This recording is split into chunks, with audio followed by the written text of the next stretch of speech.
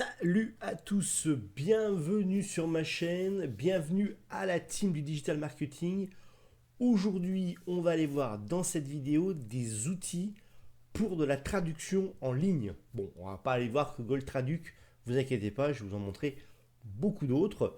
Et en même temps, je vais vous montrer aussi comment on peut transcrire très rapidement de l'audio en texte. Ça aussi, c'est assez pas mal.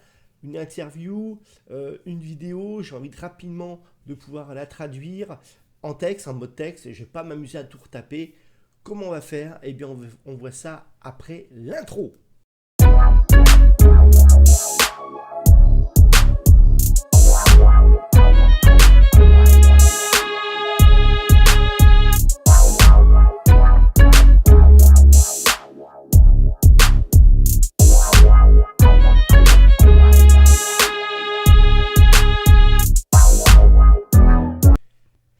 Allez, on est parti pour aller voir maintenant ces fameux outils que je vous propose, que vous allez peut-être aussi expérimenter. Voilà, j'en ai expérimenté certains et maintenant je vais vous le montrer. Bon, allez, le plus grand classique, c'est évidemment Google Traduction. Alors, pour moi, c'est un des plus fous dans le sens où il peut traduire vraiment un paquet de langues. Regardez un petit peu le nombre de langues qu'il peut traduire. C'est assez impressionnant. Alors, soit je tape bonjour ici, il va me détecter automatiquement ma langue et il va traduire même en anglais, en arabe, etc. Et il va carrément me mettre des définitions s'il le faut, etc. Donc ça, c'est intéressant. J'ai même aussi ici le son. Hello. Voilà.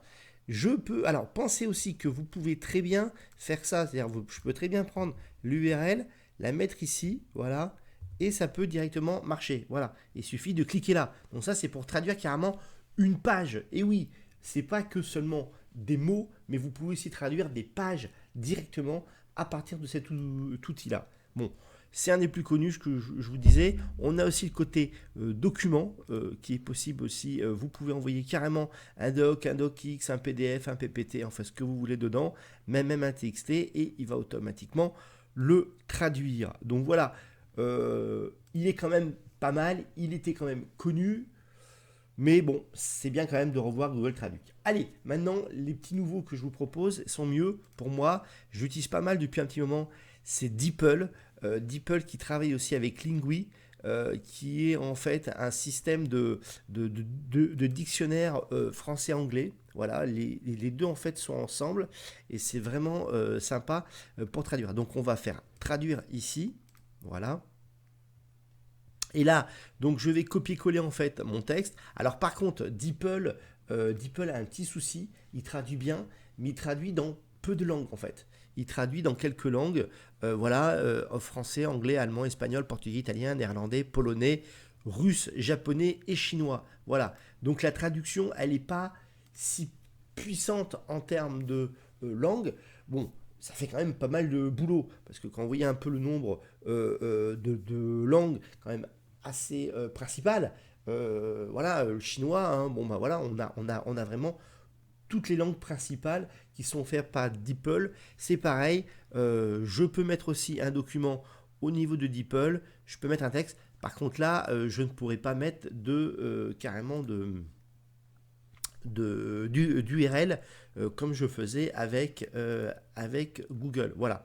Mais c'est vraiment... alors, si vous voulez encore, vous avez aussi une API, si vous voulez aussi. Vous avez aussi cette API, c'est pour le faire.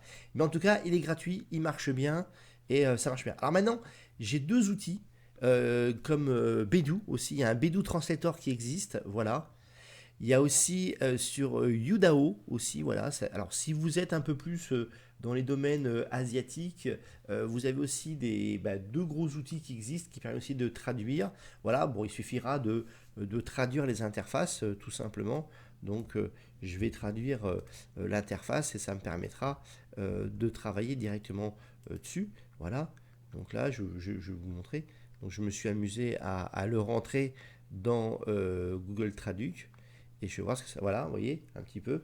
J'ai mis Google Traduc et voilà, j'ai réussi à voir un petit peu comment ça peut se traduire, comment ça marche au niveau. Donc je peux choisir, vous voyez.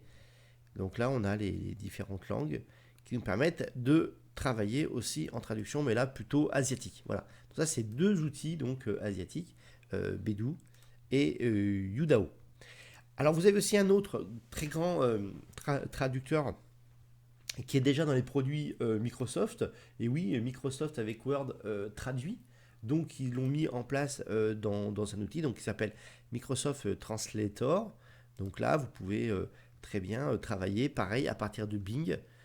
Pareil, donc j'ai une détection automatique de langue. Alors là, Bing par contre vous permet vraiment aussi, comme Google, de travailler sur un paquet de langues aussi. Voilà, et vous permet vraiment de travailler. Donc n'hésitez pas aussi à utiliser, pourquoi pas, Bing. Voilà, ça c'est intéressant. Alors, comme j'allais vous indiquer, on va aussi pouvoir travailler sur la conversation. Hein. Là, je vais vous montrer un petit peu tout à l'heure deux applications aussi de traduction par rapport à la conversation qui existent sur le marché. Voilà. Donc là, grosso modo, on a fini sur les traducteurs en ligne gratuits, je précise. Maintenant, on va aller attaquer plutôt du côté des applications de traduction directement.